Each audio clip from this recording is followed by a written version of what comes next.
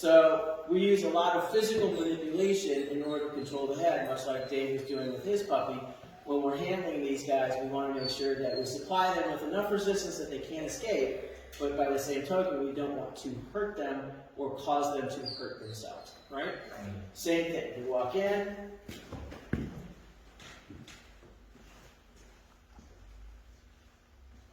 I wait till he relaxes. Because he's going, Mommy and Daddy are here, ooh. As soon as he's relaxed, I'm going to pet him. He's not allowed to put his mouth on me because sampling leads to licking, leads to biting, right? But again, I'm not going to withdraw. He has to control himself. I pet him. Good lad. Thank you, buddy. Good. Okay? And then I move on. Dave, you want me to do it next? Now, notice what's happening is Peter and Dave did the same thing. We take the dog off the table. He gets too overstimulated. We remove the animal. We don't do anything about the stimulus, right? He has to learn how to figure that out. Right.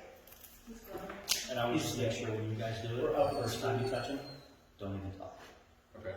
Yeah.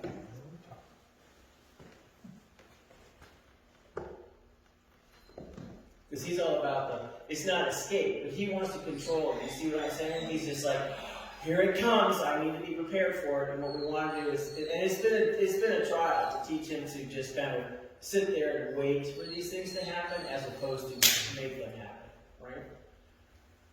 And that's part of his legacy. That's part of being a German Shepherd. Right. I'm glad he's not a Malinois. That's all I'm saying. Just like so. All right, who wants to be first? All right, so hold on. We're going to wait till he comes back. Yeah, he has gotten bigger. We have to feed him up because he's... I was going to ask, how did he eat for you? Was he doing 2 or 3? First, he's doing 2 meals a day. He went on a hunger strike for the first night, but then by the end of the second day, he's like, I'm freaking hungry. And the thing is, I'll be honest with you, German Shepherds have a tendency to have one of the finickiest appetites of all of the different dog breeds. They can go on hunger strikes for a very long time. They're really hard to keep as a breed overall, but he seems to be fairly thrifty. So he's just like, yeah, food, nom, nom, nom, and he's good. All right, you ready? Now, hands at your sides. When you walk in, just keep yourself very neutral. Look above the dog, around the dog, not at the dog, and listen to Peter's instructions, okay? One at a time. There you go. So he's already, oh my God, it's Mom.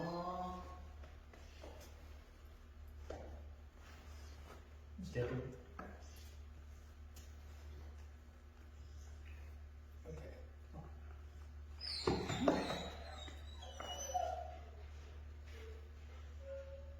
Yep.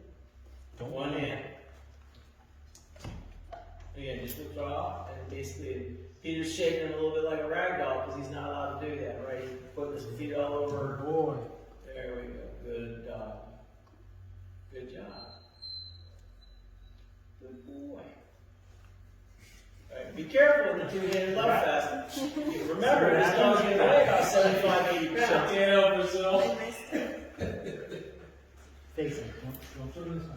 Just face it straight up. Your head on, right? This is, that whole, all that crap you see on Susan Milan and all that bullshit, we don't do that. And there's a reason why. Because we're bipedal, the dogs are quadrupeds. You turn sideways to a quadruped, especially a predator animal, you're inviting them to come in. Yeah, what we don't want to do is offer your That's hand all like, I one want. thing, here's my hand, Okay. it's under his chin, and then, Okay. because you don't want to give him a target. Right. You step in. Yeah, you can get closer because he's not allowed to invade your personal space. What we ultimately teach is when you approach the dog, they move away. Right? I think we talked about that last week. Is when the dog comes in, eventually it's like when we work with our dogs, or when our dogs are in our presence. And this is specific to all of my dogs. I instruct my owners the same way. I don't allow the dog to come in and encroach in my personal space. I teach the dog a deference, which is to move away, right? So if my dogs come over to me and sit there and look at me, I'm either going to say, go lay down, count lock, whatever the command is, and have them retreat because I don't want them in my space. Or if I'm in a mood, especially with my one dog, I'm going to say, okay, this is the signal. and the dog will come into my lap, we'll have our little love fest, and then either she will go on her own, or I will send her away. My two males, you do that, and you're going to be wearing them around your neck, and one of them weighs almost 80 pounds. But the thing is, though, is you have to sit there, I'll come in, it's the same signal. With the bigger dogs, I'm not going to have them in the lap, because obviously they're bigger dogs. But I do this, they come in, we snuggle, I pet them, the same scenario, I send you away, right? As they're approaching, I'll say, no, I'm busy, and they'll turn around and walk off. Right? So with the kids, it's the same thing. This is something you practice over time. This is something that the dog learns. I come in because I'm seeking attention. When you tell me I can't have it, I go and find something else to do. But that's why they sent Sadie to me, because she was taking the 3-year-old down. Yeah. Right? Let's go ahead.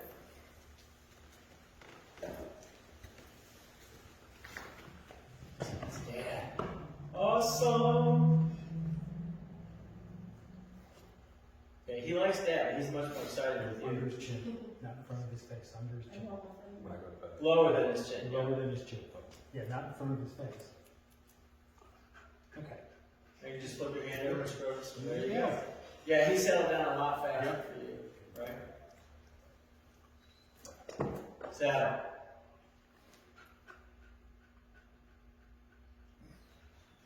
Yes, he has, and like when you walk with him, he likes to nip the fingers and stuff like that. So the whole jumping up. The big focus of his work this week has been just how to compose yourself a little bit more appropriately. Walking him on a leash, and, as you're walking along, heel position is on your left side, and at this point in time, we're just simply manipulating that behavior. But what he's been doing is he sees fingers and he jumps up and he tries to grab. And one of the things that you both did was you pet him and then you went like this. Yeah. And you gave him a target. See, he just nipped it like Right. that. You don't want to give him your fingers like that. Visually, Right. the dog's looking this way. Here's your finger.